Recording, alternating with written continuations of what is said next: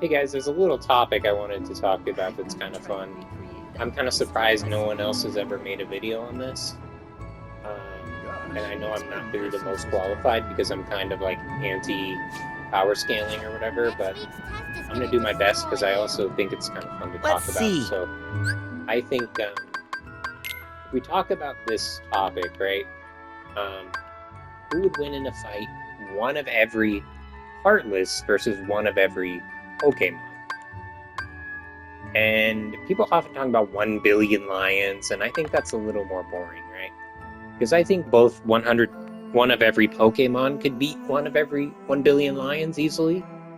And I also think one of every Heartless could easily beat 1 billion lions. So let's talk about this because it's a little bit more interesting here. If we go into this right here, we can see not a full list, but all the ones that are in this game. Okay, so if we think about this matchup really fast, um, there are about 1,000 Pokemon, okay, and there are about 500 Heartless. So the Heartless really need to make up for their lack of numbers with an incredible amount of strength, and they kind of succeed, but not enough.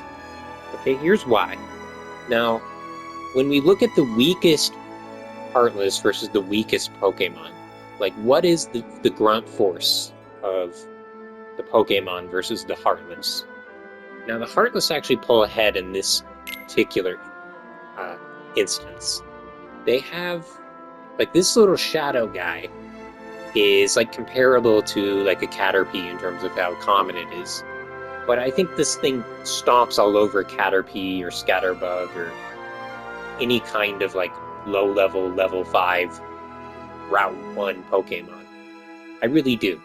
I think that this little guy and like the soldier and whatever are much stronger than your average like just Pidgey, like unevolved Pidgey. You know what I mean? Now once you start getting into the more strong Pokemon, then they obviously do outclass these kinds of grunts. But the thing we have to realize is that for both teams, there are a lot of super useless Pokemon and Heartless that do nothing or even help the enemy, right? So for the Pokemon, right, you have like you know, um, like your average Metapod or Magikarp or a Love Disc or something that's super duper weak, right? Some really weak Pokemon that can't do much. But, or they can do nothing, right? They can actually do nothing. But there are a lot of Heartless that do the same thing, right? They literally are meant to be super weak. They, I don't have any here on this journal unlocked yet because I haven't fought them, but there's like these little flans that, they don't attack. They just do a little mini game.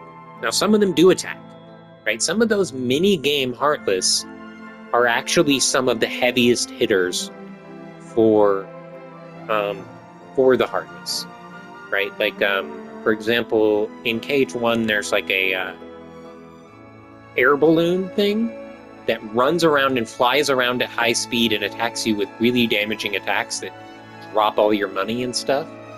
Like that kind of super, gimmicky Pokemon that, or not Pokemon, Heartless, that can't be attacked normally and you have to do some really specific strategy to even beat them, like the Sniper Wilds or whatever, that might actually pull out the fight for the Heartless. Now, the big thing the Pokemon have going for them is A, the numbers, right? They have twice as many Pokemon. And B, they're heavy hitters, despite the fact... Okay, here's the weird thing about the heavy hitters, right? The heavy hitters for the Heartless are more numerous, right? Think about these like pseudo-legendaries. The pseudo-legendaries are everywhere, right? There's literally like 5-10 bosses in each game, right? It's like having 10 pseudo-legendaries per generation. It really is. But I think those bosses, with few rare exceptions like maybe Ansem or something, could not stand a candle to some of the legendaries in the full legendaries in Pokemon. Right? Groudon can destroy the entire Earth, right?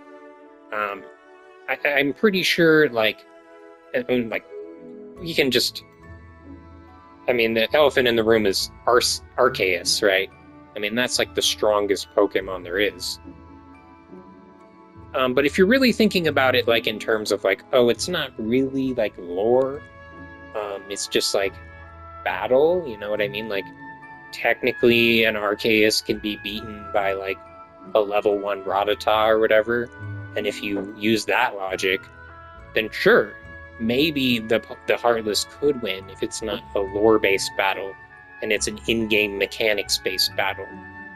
You know, because there's so many bosses in these games that are super powerful that could probably stomp 90% of the Pokemon. Like, I think a Pidgeot doesn't actually stand much of a chance against like some of the bosses in these games.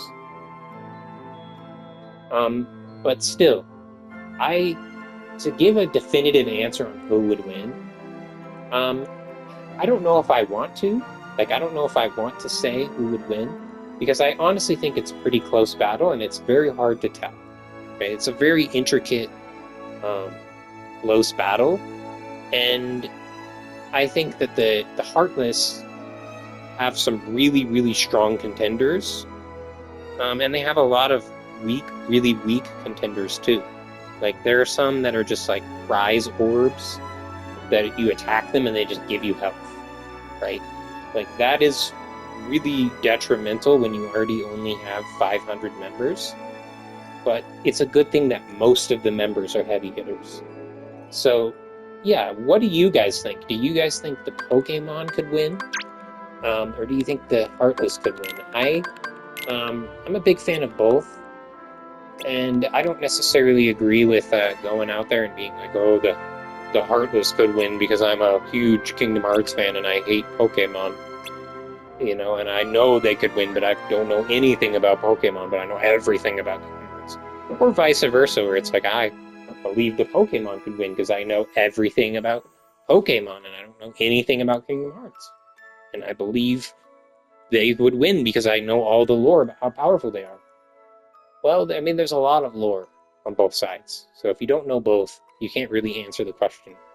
And that's the frustrating thing I have with power scaling sometimes, is there's a lot of fanboys in there who just want to hype up their own thing. Okay, guys. Yeah, I mean, if we want, I can go through these and explain to you, like, what kind of Pokemon they would be. Like, this would obviously be a flying type with high special attack and low HP but high speed, right? This would be the same with electric types, but these are like an evolved version of the ones from like Kingdom Hearts 1 and 2. Okay, guys. I am out. I want you to maybe think about who would win. I'm leaning towards the Pokemon just because of those super legendaries. I think it would be down to every single one of the Pokemon gets defeated. Oh yeah, and there's one more thing I need to mention about this battle that could tip the scales in favor of the Heartless. The Heartless, hope we find some ingredients around hearts, here. Right? The Heartless devour hearts, and then turn them into Heartless. So each time a Heartless beats a Pokemon, that Pokemon turns into a Heartless and is added to the forces of the Heartless. Now maybe you want to just say you can't fight that way. You can't do that. That's not allowed in the power scaling battle. But I think it should be allowed because it's basically what the Heartless are all about. Right? It's their whole entire purpose for existence, is to create more of them and basically be like zombies. And I definitely do think that Pokemon have hearts, right? And highly desirable hearts too. And I do think they could be turned into Heartless. So Okay, guys, that's it for me. All right, bye.